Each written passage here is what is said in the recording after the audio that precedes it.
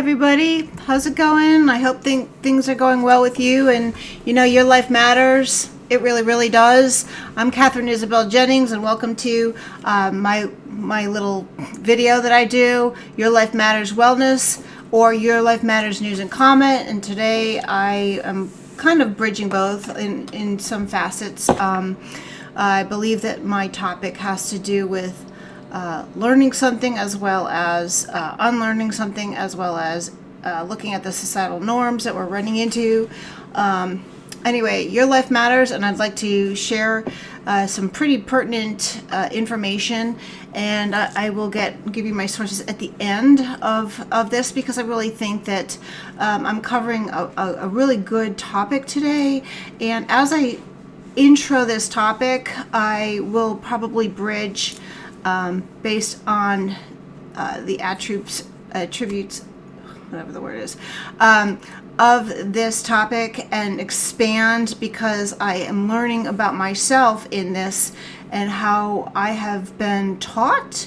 I have been skewed into thinking, and basically part of me is being undone as I'm sharing this with you. And I really believe that what is being brought forth here can and will change you for the better, will keep your individuality and make you more focused on you as a person. And that isn't a bad thing, because once we know our full identity, we can actually assimilate into a larger corporate venue and contribute more solidly. And this is my belief, and I hope that you can glean what I'm gleaning from this topic. I really do, because it's very, very, very good. So basically,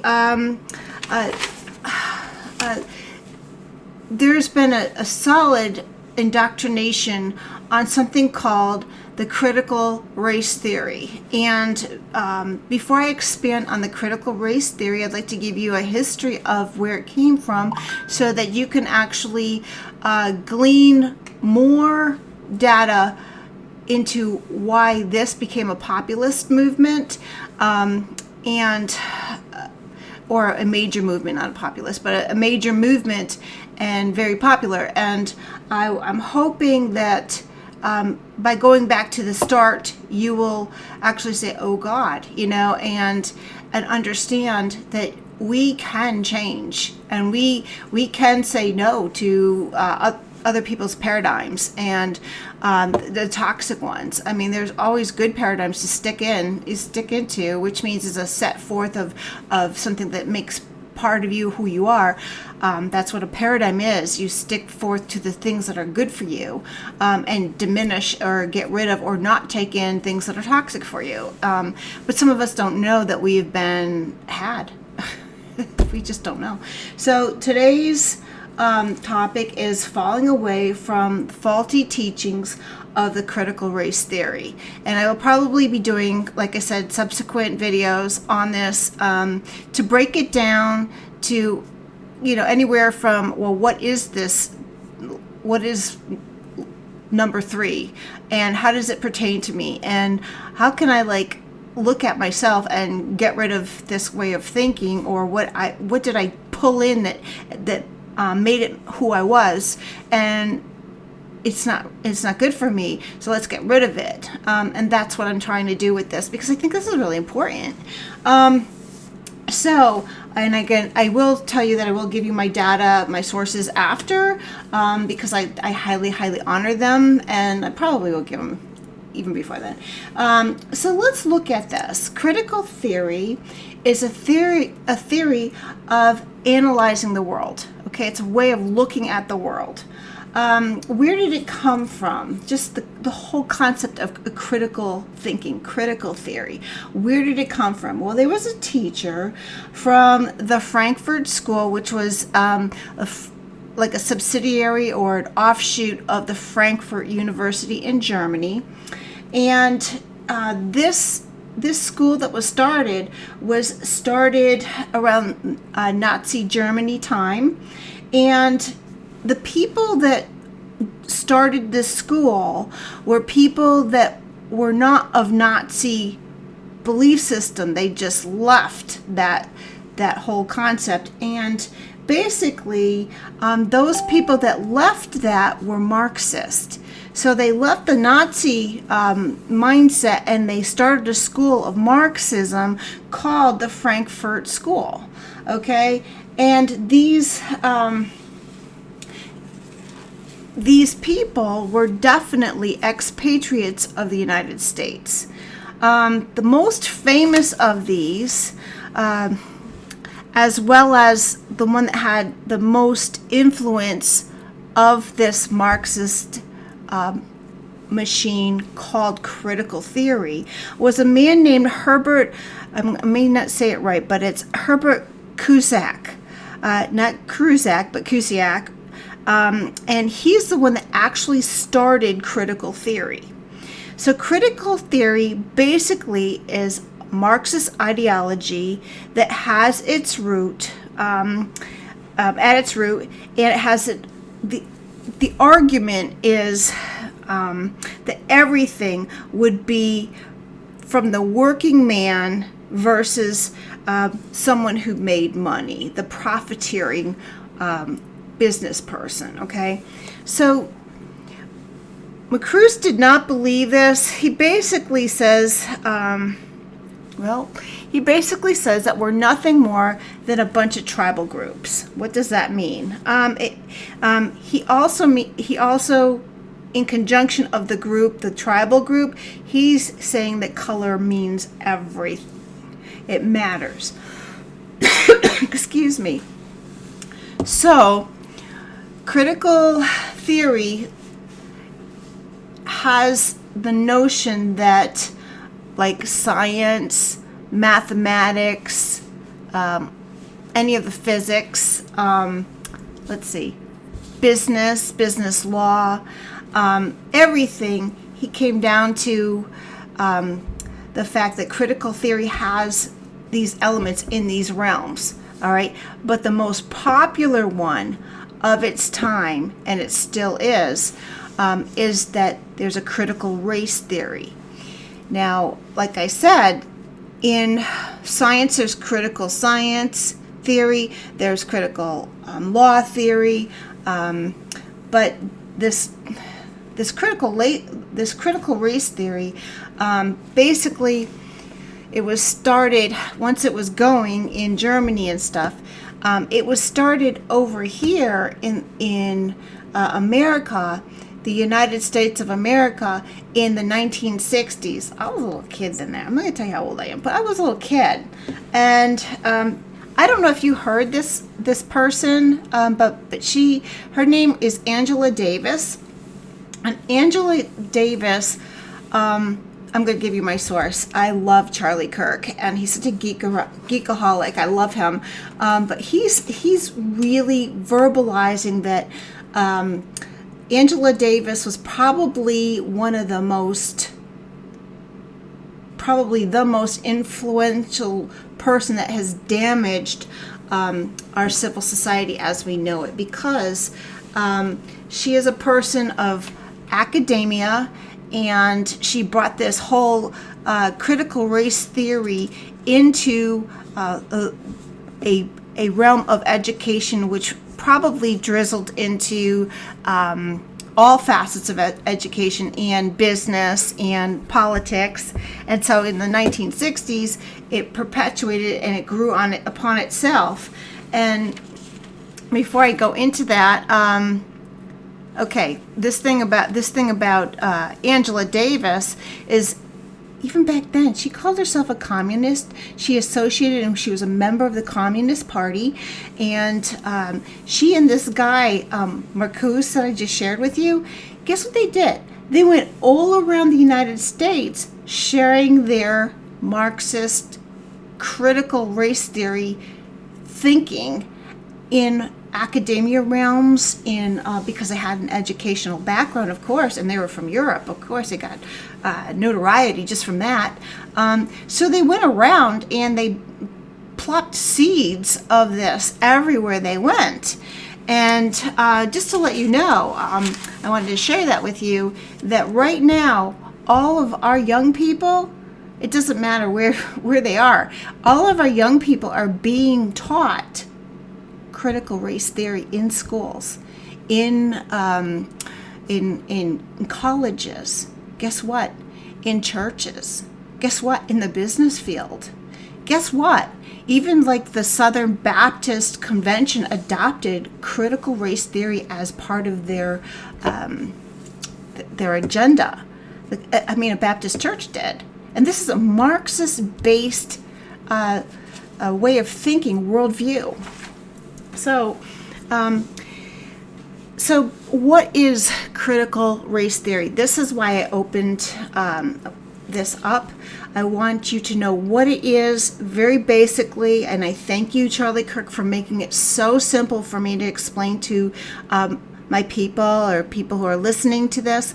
Thank you, Charlie Kirk. I'll give you specifics for you who want to actually, check my subtitles and things like that later. But he did a very simple stretch. I will expand on some of these initially, but he just did it flat fact, and I'm going to give these to you. He said that the critical race theory can be broken down into 5 attributes. The first one, guess what? Melanin is your master. This is according to critical race theory. Melanin is your master. What does that mean? That means that skin color matters. Apparently, it's not an enlightened idea, but here's the deal. We built Western society on biblical principles, right? Okay. Biblical principles believes that neither slave nor free nor Greek nor Jew, basically, we are all free people because of what Jesus did and because of the blood of Christ. So please follow me here, okay? I know I'm flipping over there, but follow me, okay? The idea that a new Western society took over and that we are all free because of the blood of Christ, all right? We adopted this mindset as a Westerner. We adopted it, and we looked into it, and we looked at Paul and Philippians that said it. We looked at Augustine, who articulated and expanded on it. And we also looked at how Aquinas enhanced it. So we, the people who came over here and formulated a new Western society, we adopted this reality that neither slave nor free, Greek nor Jew, was better than the other. And so we made it our Constitution, all right? And we fought for this, and we died for this, and we put ourselves in a place where this is how we govern, okay? And when we look at that, I had some other people that I could bring up, but we believe that every life matters. The Western culture of the United States has believed this, that every life matters. But because of the critical race theory, we have been skewed.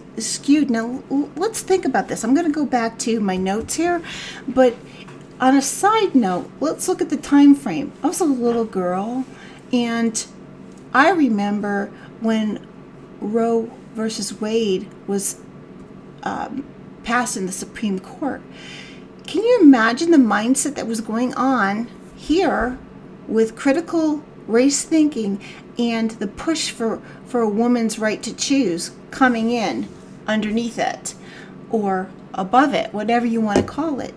That's an influence, okay? I'm not saying that people's free will can't operate like this, but if we really delve deep, that whole critical race theory was in operation when women were trying to get their, quote, rights in their bodies, okay, or whatever they want to call that, all right? And they were skewed by a Marxist momentum. Now listen to me as I proceed. Okay, so it's gonna make sense to you. It really will. All right, so. All right. One of the things that we have here in our Western society is we have common sense. I'm not saying that people all over the world don't, but we take for granted that people have common sense or deductive reasoning. We take for granted of that, okay? And I know as a person who's been in different cultures, I get frustrated because I'm like, don't you understand that you could do this so much easier this way, or deductive reasoning? And I assume that they should know things, but they don't. And so it's not an insult that they don't know it. It's I have to know that they don't know it. And I take it for granted that I do know something, okay? And it's not that I'm cocky, I'm just saying, all right? So this whole idea that every life matters, like we shouldn't judge people by the color of their skin. Even Martin Luther King built and maintained his whole platform on, I don't care about your color or your skin. It is about your content and character that matters. It was all built on this, all right, where in Marxism, they don't value this. They don't value that life matters. Okay? Life does not matter to the Marxist. Hence, does other life matter? I'm just going to put that out there. All right? So, that being said, we used to teach this to our kids. We used to teach that the value and the sanctity of life, the value that all people are created equal. There are so many, it doesn't matter what your melanin is. It matters who people are. And we can say that we want to teach this, but I'm going to move forward in this critical race theory as to why we aren't. Okay, it makes a lot more sense to me now. Okay, why? So the second thing, let's see. So basically, to recap, all right, melanin is your master. Melanin is your master. They believe this. Critical race theory believes that melanin is your master. The second attribute is racism is everywhere. They are saying this. They are badgering it. You can see it on media. Nowadays, you can see how it's become like a mainstream kind of way of thinking and perspective. Their perspective is racism is everywhere. What this means is that there is no institution, there is no conversation, there is no company where racism does not exist. The critical race theory argument is that if you live in any area of the Western society, which they argue that was built for white supremacists, by white supremacists, you can't challenge that unless you blow it up completely. That is their number two. Racism is everywhere, and we can't handle this logically, and I'm going to go there too. We can't deal with this whole Western culture, quote, white supremacist mindset of racism being everywhere unless we get rid of it and blow it up completely. That is what critical race theory, their second attribute says, period. It's in their description. Okay, look it up. All right. The third, oh boy. This is the one that I'm going to digress on. The third attribute of critical race theory is that they believe dialogue is evil. What? Dialogue. Talking about, questioning. I had to write this as a side note because it's perplexing. Okay, so they believe that if you have a discussion with somebody, you disagree with, you are only validating the incumbent power structure, which is racism. They do not believe in dialectic. They do not believe what Jesus Christ did when he brought what he brought to the world, which was conversations. Now, this is where I'm going to digress, all right? So, if we are a Western society that has been brought up by the Christian conversation model, we can easily look at who Jesus Christ was. He engaged with people. So, he talked to people, everybody. He challenged the intellectual.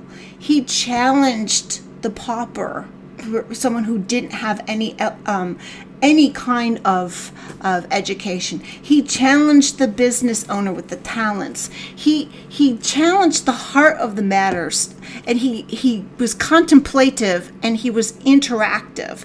So Jesus brought to the table of the time conversation where in Marxism, in this critical race theory, they don't want you to even challenge anything. So here's my thing. I was really amazed at that when I heard it. So let me just okay. So I'm going back to this. This is so cool. All right.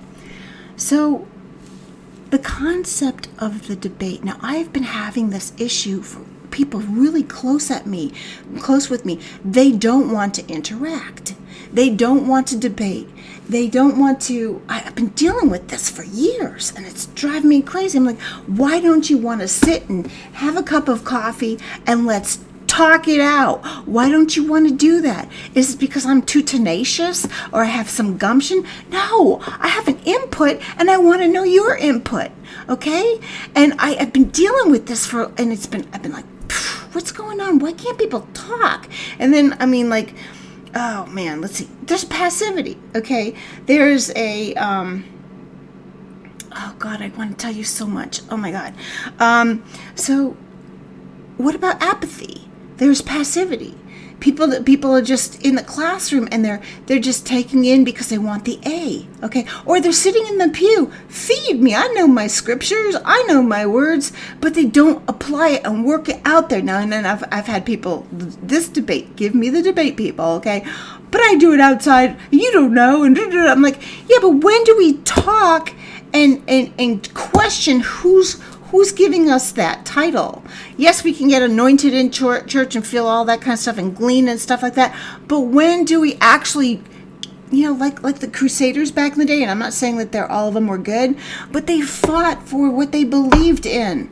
And they got up off their butts and they motivated themselves and they moved into something, okay? I'm not saying I like the slaughter of people, okay? That's not what I'm saying. But I sure in heck don't mind a debate, and nobody's doing nothing. They're just saying, they're dropping their bill negative bombs on you, and then they're fleeing. They're flipping you off, and then they're fleeing. And I'm like, what the hell is this? Well, you know what it is? They have been taught under the critical race theory since high school, or even before then. They are taught to be submissive. If you want your A, be submissive, do the paperwork, go home, do the homework, blah, blah, blah. What the hell did you learn? Just regurgitate it. I'll give you the A. And guess what I'm teaching you? I'm teaching you not to challenge what I'm teaching. I'm teaching you not to challenge and give a debate. A teacher is made to have the students question. That's what we're supposed to do, is to have people question, what the heck are we teaching and why, if there is that question to be raised. All right? And we are not taught to use our common sense or our deductive reasoning. And that's why there's a passivity that's growing, a dumbing down, I'm going to use that phrase, an apathy. Oh my God, an apathy, okay? I just had this talk with my friend. And as a person who bridges your spirit to your soul and your body, as a Christian person, I'm thinking, well, maybe on a spiritual level we have an apathetic spirit, and maybe it's all over the whole land. Well, I do believe some of that, but I also believe that this critical race theory has been embedded in us since at least the 60s. I can't say from my parents' view, but I can say from me that I'm taught to sit and be quiet and take and get my A and do good, and now in work, in college, geez, regurgitate this, research by yourself, but regurgitate it and don't bring it forth. You could bring it forth on paper, but you're not going to argue it in class, okay? And then you go into all of the wellness topics, like mine was drug and alcohol rehab and deliverance work and stuff like that. Challenge, go to God and have the debate with people. And a good debate really brings things growth. It brings that topic growth. And because we're not taught to do that, we're not taught to debate. I have even family members that I don't want to debate things with you, because and they will throw out the Marxist terminology called conspiracy theory or fake news machine. They will throw that out, and that's their escape to not engage. And this is like so toxic. And I saw this, and you know what it came down to? Because they won't debate and they're taught not to, they have a fear of communicating. They have a fear of that solid, get your guts out on the table and let's deal with it. And people have bought the notion, and a lot of us, including me, to do the right thing, to proceed through the school, get the grade, get the degree, blah, blah, blah. And now what do we have? We have in the political realm, in the science realm, the mathematical realm, church realm, even the family. We have let's not debate, okay? Let's not challenge. And I'm not talking about teenagers being jerks to their parents. I'm talking about a solid debate on a solid topic. We don't know how to do that, and it's because we have been ingrained with critical race theory. Okay. All right. Boy, I hit everything there. That was good. All right, so the third, where is the third? No, it's the fourth. Okay, so the fourth, where am I? Yeah. Oh, I liked what Charlie said here.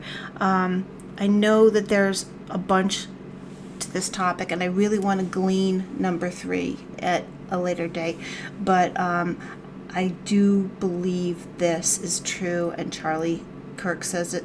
He said, a critical theorist, a critical race theorist, all of them do not believe in dialectic conversation, because if you do, it will make our society more civil and unify it. And that's really important to really grab a hold of. The fourth attribute, critical race theory, is basically it's totalitarian in nature. Basically, it is not what you do, but it's what you don't do. It is not what you say, it's what you don't say. So here's the example. So I'm gonna be quiet and I won't say anything. Well, that's wrong. You have to say something. It's not about you. It's literally the fact that you exist that is the problem. Example, if you don't post a black square on your page, this makes you a bad person. If you post the opposite, basically it makes you a bad person. It literally is that you don't do what they tell you, if you don't do what they tell you, they're going to come after you. That's it in a nutshell. That's what number 4 is. And you can play their games. They're going to shove number 4 on you. Well, you're not doing this. And like, no matter what you do or don't do, they're going to get you. And because under a totalitarian system, all are monotone people. They don't have a value system. They're not valuable at all. None of them. And I liked, I think it was Mark Kay said, or it could have been Tucker Carlson, I don't know which one, but they said, okay, no, it was Dan Bongino. You think that if you are succumbing to their way of doing something and that's going to keep you safe, eventually they're going to run out of people like me who are, telling you that we're not listening to this crap, okay? And they're coming after us now, calling us white supremacists. They're going to eventually they're going to run out of us, and where are they going to go next? You. Because you don't matter. You never did. And on a side note, the whole, really side note, but I'm going to bring that up some other time too. But I read something about, and I believe it was the beginning of this year, what was she? The person who's in charge of getting the word out about, she was like on the chairperson of some school thing. Oh, we need to keep our schools locked down because it's not safe for the kids, blah, blah, blah. She's tweeting from her vacation on, I guess it was Cuba or something. And basically, these people who are waiting for their kids to go back to school, this critical race theorist, and because she's teaching it in the school system, don't you dare tell me she isn't. She's influencing your kids, and I'm appalled about this. She's actually flying out somewhere else because she's under a union that probably is serving a critical race theory agenda. Okay, so we are like entrenched in this, folks. We are so entrenched in this. So they're going to go after you, and we've got to expose them. We just have to expose this for what it is, understand it, and expose it, and let's rectify it by getting ourselves well and learn tools to help us move forward in a solid way. And I will go into that. Okay, so basically, they're going to come after you. The 5th attribute of the critical race theory is this. All right. These Marxists believe that science, mathematics, reason and imperialism, which basically all of these were given to us in the part of enlightenment. These are all instruments of white supremacy. Oh my God. Okay.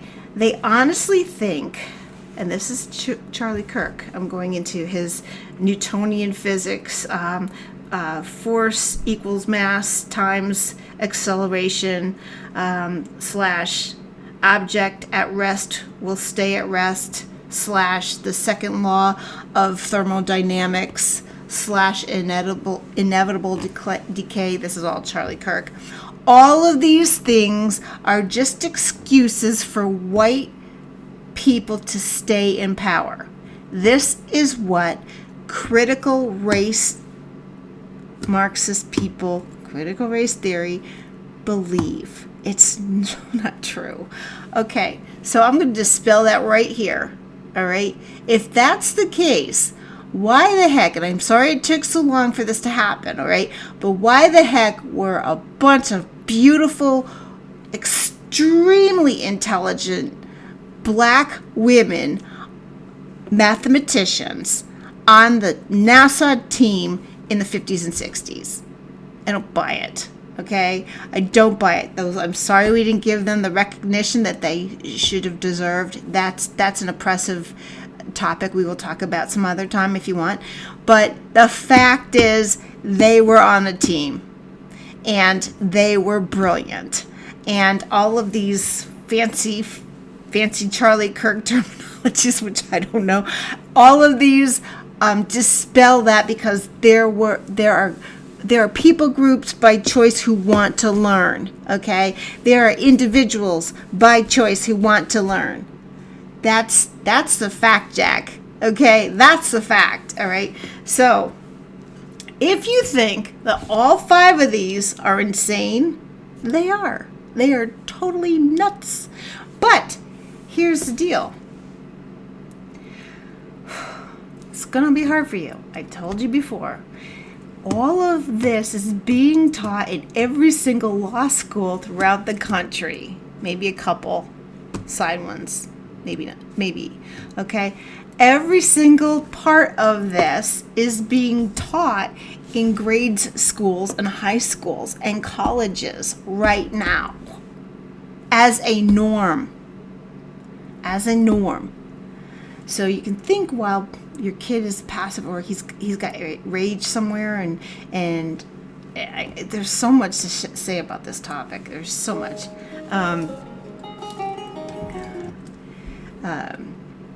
Jeez, amazing. So right now, I told you about the Southern Baptist Convention. They've endorsed critical race theory. So here's something that Charlie pointed out. James Lindsay and Peter, I'm going to try to say his name, Boghossian. These guys are 2 atheists. They're 2 atheists, and they're speaking against this now. Why? Because they are enlightened atheists who actually believe that science, math, reason, speech, and dialogue are important, which, guess what? They are. They are important, okay? And they're finding,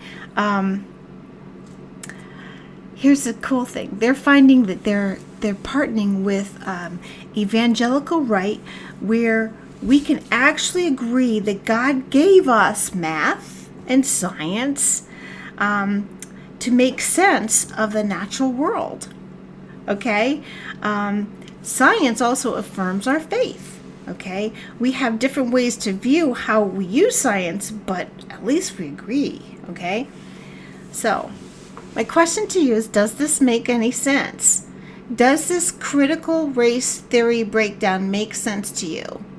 It certainly does to me. Okay? It certainly does. It makes a lot of sense because for me, it teaches me how to understand how these people think, okay? They use the color of your skin. They don't believe in a dialogue. They don't believe in math, science, reason. They just look at,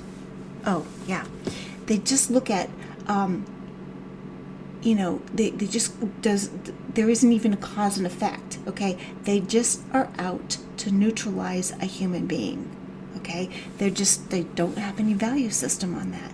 And here's an example. A year ago in September at the Smithsonian Museum, our taxpayer dollars funded this, okay? There was the African American Museum. They literally posted this, that being on time, speaking proper English, having an intact nuclear family, sharing a life with one married person are all attributes of whiteness. Are you kidding me? I've been around the globe, not a zillion places, but I've been into so many different cultures, and I'll tell you, the value of being married stems all races. The value of education stems many, and if it doesn't, formal education, it's because they're in poor areas. But they come up with their education, and where they are in their education, they're very smart. So, it doesn't matter what the culture is.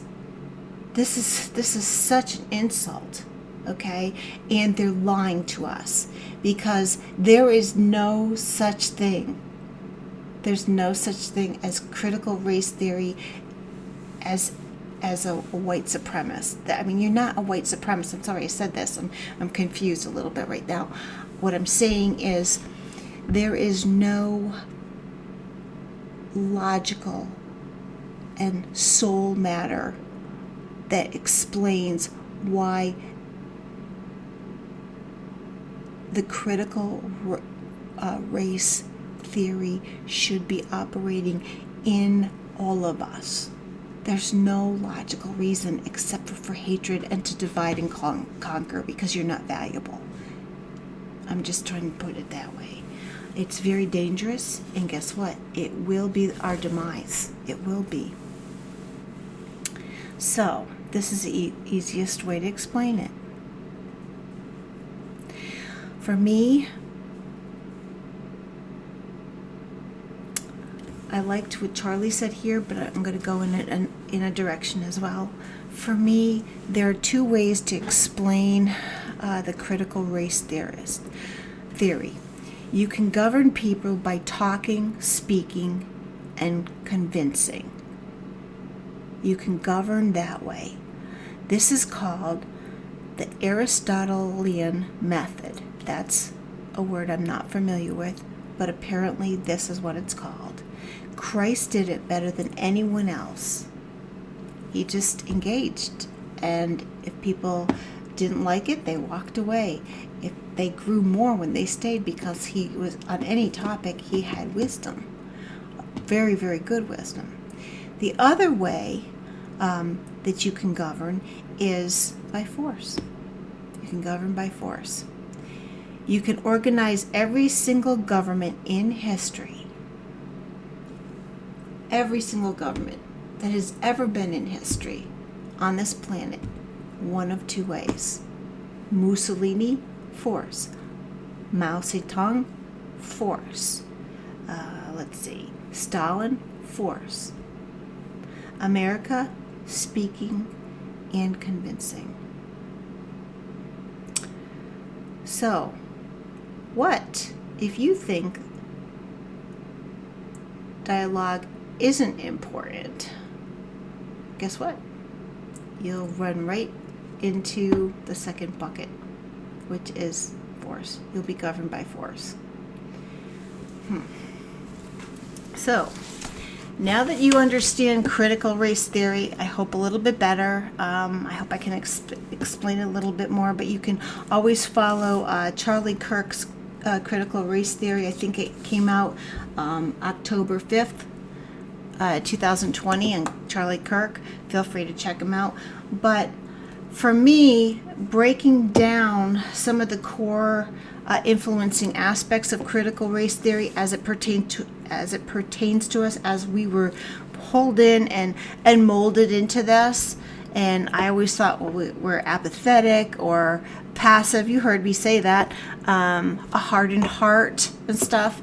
Well, now I know where it's coming from, and now we have to look at that and dispel it. And who can we go to? What is our purpose? What is our value system comprised of? Let's look at that. Let's look at our personal value, our purpose, and how are we going to govern ourselves as people, individual people, with a value system, because this certainly isn't a value system. Critical race thinking is not a valuable system.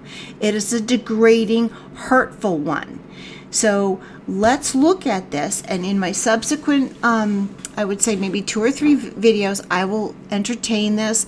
I will look at it too, because I'm guilty too. I try to push, and that's probably my wellness speaking, but I really think I have to learn too. And this is good for me, and I hope that you will join me on Your Life Matters Wellness and News and Comment again as we start really delving into this critical race theory, just to debunk it and make sure that it's not something that we want to govern our lives with. And I know that it's around the corner, and even the masks are a way of taking away your identity for whatever reason, a virus or not. go into that again if you want me to. But anyway, your life matters. I care about you. I care about me. I'm learning a heck of a lot that I didn't even know I needed to know. And I just want to share with you, and let's talk. Let's talk. Let's talk, people. Let's, if you're angry at me, fine. I want to know why. Let's talk it out. Let's debunk this and not isolate. Your life matters. I care about you. Join me again, okay? Take care, and you have a great day. You're great and wonderfully made, and it's all good, okay? Bye-bye.